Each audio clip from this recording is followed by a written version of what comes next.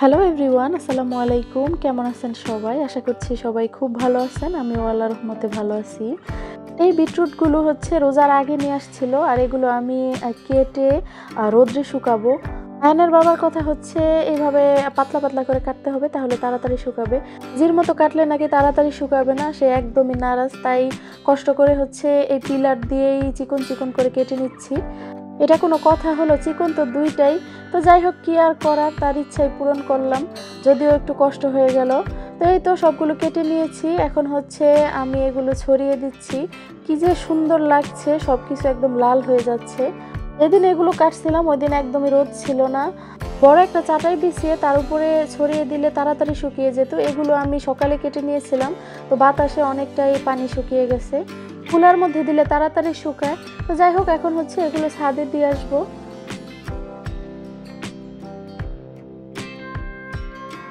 আমার কাছে মনে হচ্ছে রোজাগুলো একটু তাড়াতাড়ি চলে যাচ্ছে। দেখতে দেখতে 5টা রোজা হয়ে গেল।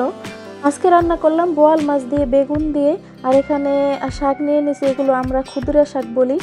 ছোলা বুট বসিয়ে রেখে আমি একটু রোমে গিয়েছিলাম, আর এরই মধ্যে এগুলো পুরো একদম ছাই হয়ে গেছে। চুলার কাছে দাঁড়িয়ে থাকলে সহজে পানি শুকাইতো না, আর একটু দূরে সরে গেছে, আর এরই মধ্যে পুরো একদম ছাই হয়ে গেছে। তো ছাদে চলে আসলাম। আমি হচ্ছে ধনিয়াগুলো রোদে দিছিলাম, আর সেই বিটরুটগুলো হচ্ছে শুকিয়ে গেছে অনেকটাই। আজকের রোদ্রে একদম মুচমুচে হয়ে গেছে, আজকে গুঁড়া করে ফেলতে হবে। এত সুন্দর বিটরুটগুলো শুকানোর পর কি পচা দেখতে লাগতেছে, মনে হচ্ছে যেন কাঠের লাকড়ি নিয়ে আসছি রান্না করার জন্য। তো যাই হোক, এখন হচ্ছে আমি এগুলো ব্লেন্ডারে গুঁড়া করে নিব।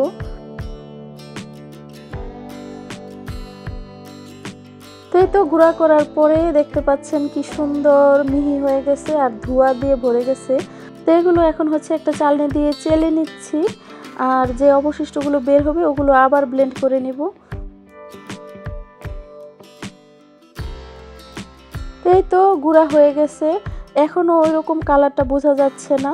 তো এটা ভিজানোর পরে সেই আগের মতো কালার চলে আসে, দেখতে খুবই সুন্দর লাগে। তো আমি হচ্ছে একটা এয়ারটাইট কৌটার মধ্যে রেখে দিলাম।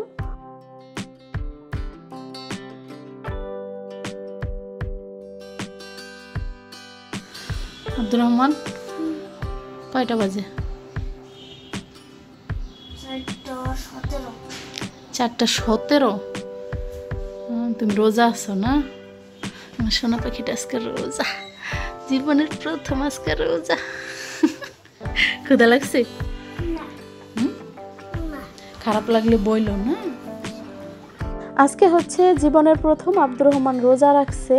এর আগেও একদিন রোজা রাখছিল, তো ওর বাবা বাসায় ছিল না, তো বাসায় আসার পরে হচ্ছে ওকে খাওয়াই ফেলছে। তো আজকে তো কিছুতেই খাবে না, তো বললাম যে ঠিক আছে, রোজা যেহেতু রাখতে চাইছে একটা রোজা রাখুক আর দেখুক কেমন লাগে। আর এই রোজার মধ্যে হচ্ছে 2-3 দিন প্রায় হচ্ছে তারাবি নামাজ পড়ছে, মাশাল্লাহ।